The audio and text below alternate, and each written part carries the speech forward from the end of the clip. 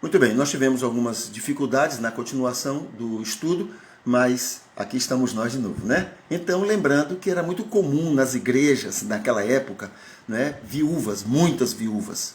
Primeiro, porque os homens morriam muito cedo, né? E segundo, porque como as igrejas tinham uma ação social muito produtiva, muito presente na sociedade, então muitas daquelas mulheres que estavam viúvas, né, que não tinham quem cuidasse delas, essas mulheres terminavam se juntando à igreja, entende?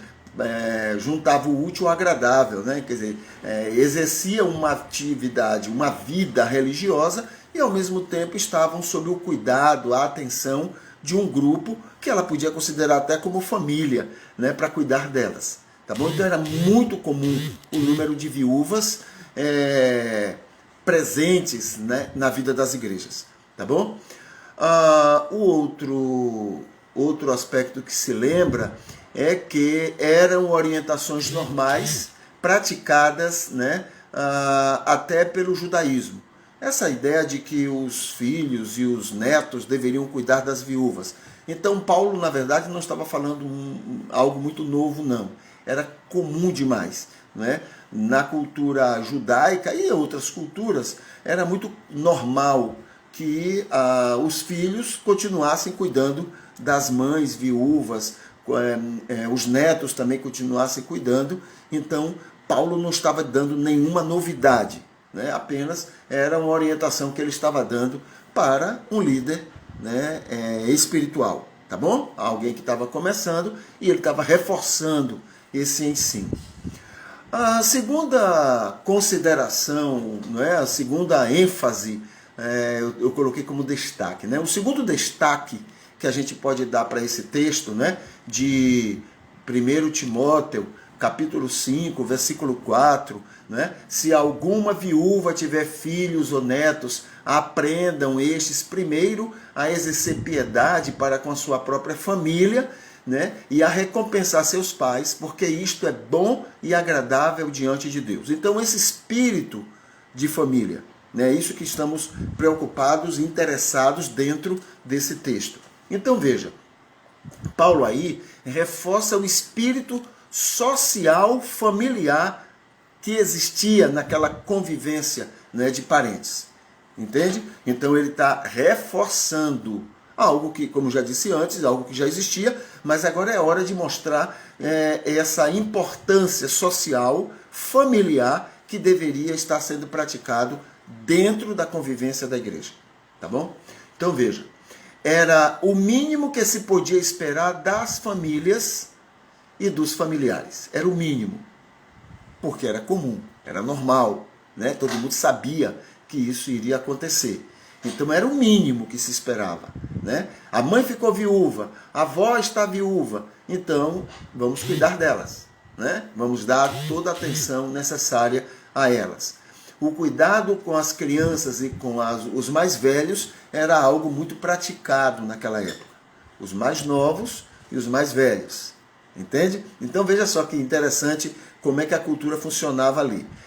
Crianças eram consideradas até uns 20 anos. Então eram crianças, ou seja, eram pessoas dependentes da família. É por isso que havia muito de filhos continuarem o trabalho dos pais, né? Como não havia muito negócio de emprego, de empregado, cada um trabalhava e produzia para poder fazer trocas ou vender e comprar o que precisava, né? Então os filhos trabalhavam com os pais, mas eles estavam ali dependentes dos pais até seus 20 anos, né? Mais ou menos, quando então próximos dos 30, onde alcançava essa maioridade, eles então se envolviam com casamentos, com atividades assim. Velhos eram considerados naquela época, né? Eram considerados a partir dos 40 anos. Então, depois dos 40 anos já eram velhos, já eram considerados velhos, né? Até porque a média de vida, né, naquele período era muito baixo. Então, uma pessoa que chegasse aos 40 anos realmente viveu muito, porque muitos já haviam morrido até chegar aos 40 anos. tá bom? Então a média é essa, antes de 20 eram crianças, 40 anos ou 40 em diante já eram pessoas consideradas velhas, né, naquela sociedade. Não somente lá, viu? Mas no geral era assim que funcionava. A sociedade esperava este mínimo das famílias, ou seja, de cuidados dos idosos, cuidar das crianças e cuidar dos idosos, cuidar das viúvas, como nós estamos, né, nesse texto trabalhando.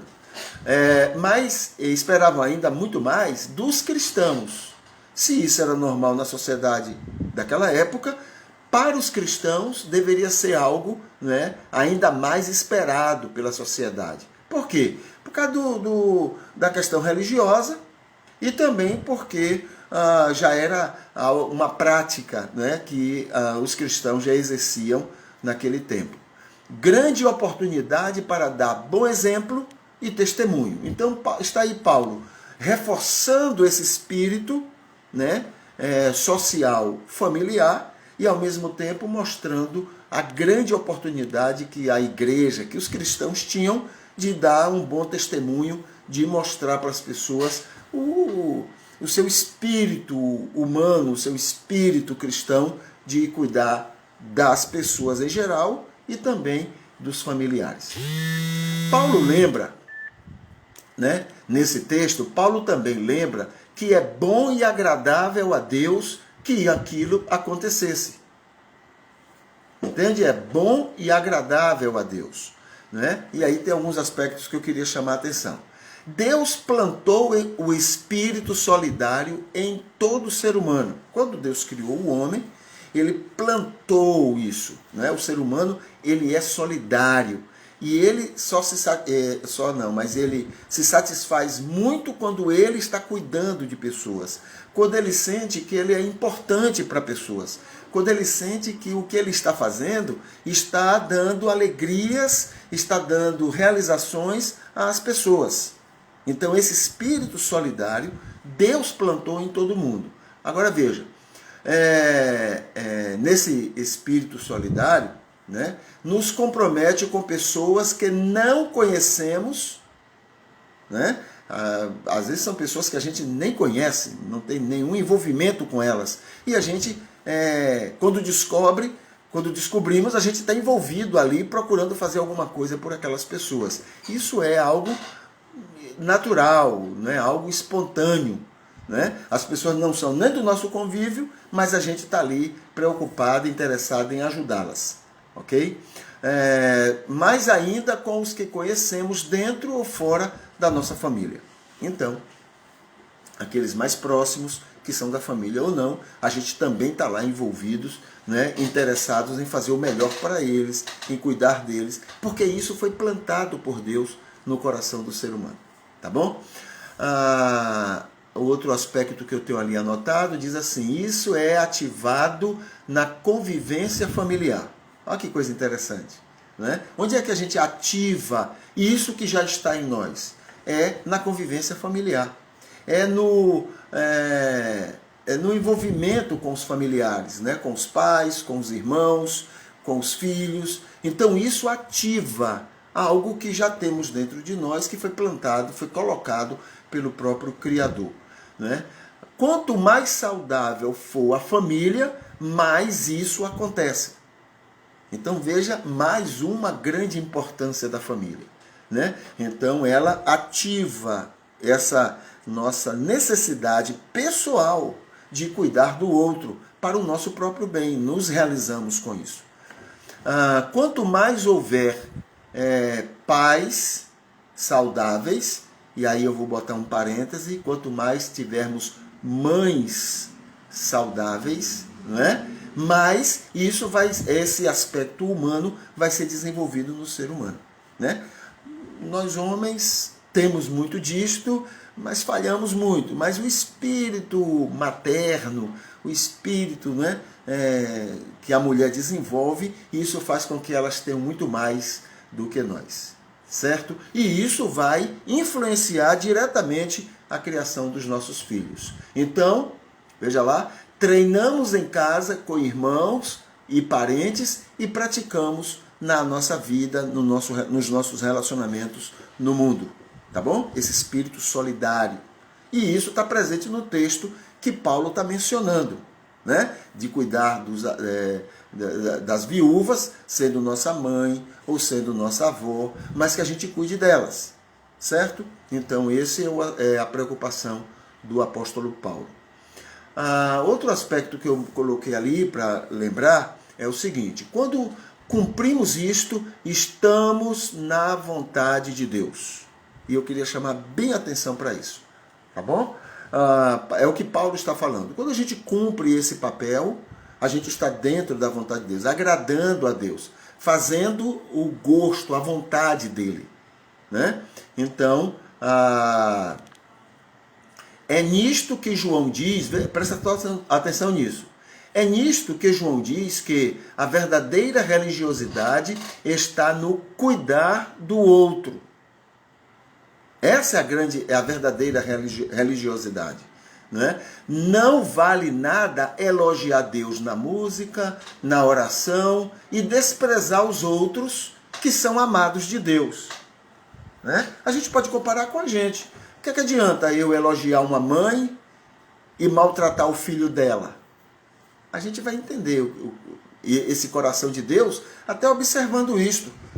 A mãe prefere ser desprezada, mas que o filho ou os filhos sejam protegidos, sejam amados. Entende? Mesma coisa a Deus. Não adianta, é tolice. Né? E somos muito tolos, viu? Mas é tolice, nossa, gastar um tempo enorme elogiando Deus. Tu és maravilhoso. A gente canta isso com alegria, a gente faz isso nas nossas orações, a gente faz isso o tempo todo. Eu amo Deus, olha, eu amo o Senhor é maravilhoso. Mas na hora de amar quem Deus ama, a gente tem dificuldade. Então jogou tudo fora. Né? É por isso que João diz, a verdadeira religiosidade é amar o outro, que é amado de Deus. Jesus Cristo, né? Jesus Cristo lembra também no momento que ele fala de que devemos deixar a nossa oferta e o nosso culto, né? Para reconciliarmos com o nosso irmão. Entendeu? Então ele diz assim, olha, se você vai cultuar a Deus e sabe que seu irmão tem alguma dificuldade, irmão aí é o próximo. Se você sabe que tem alguém, um irmão ou um próximo, que tem dificuldades em relação a você, não perca tempo com sua oferta e com seu culto, não. Isso aí não vai valer nada. Deixa aí, vá lá e se reconcilie, porque aquele é que é o culto a Deus. Entendeu? Aquele é que é o culto ao Senhor. Então vai lá e se reconcilie. Né?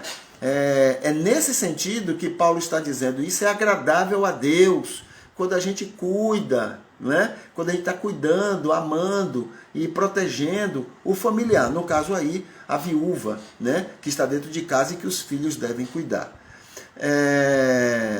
O culto e a oferta é o outro. O culto e a oferta a Deus é o outro. O bem do outro, a felicidade do outro, a alegria do outro. Esse é o que é o culto a Deus. O resto é conversa fiada, entendeu? O resto é tolice, é jogar fora. Tem um ditado lá na minha terra que diz assim, é conversa para boi dormir. Entende? A gente passa tempo, Senhor, maravilhoso, isso e aquilo, né? Mas na hora de adorar verdadeiramente a Deus, cuidando do outro, a gente falha, a gente não cultua, a gente despreza o outro. Então isso é tolice, né? O culto o outro é o nosso culto a Deus. O outro, né? Quando realmente queremos exaltar a Deus e não a nós, o outro é o culto a Deus. Tá bom? Então, que isso possa nos ajudar a compreender melhor, né? Compreender melhor a esse respeito e buscarmos melhor o que agrada a Deus, né? no que a gente quer realmente como pessoas, como seres humanos, e a gente, com isso, possa glorificar ao Senhor. Tá bom? Então, que Ele continue lhe abençoando e usando você para abençoar sua família e os outros também. Tá ok? Deixa eu fazer um encerramento aqui de maneira bonitinha. Ok.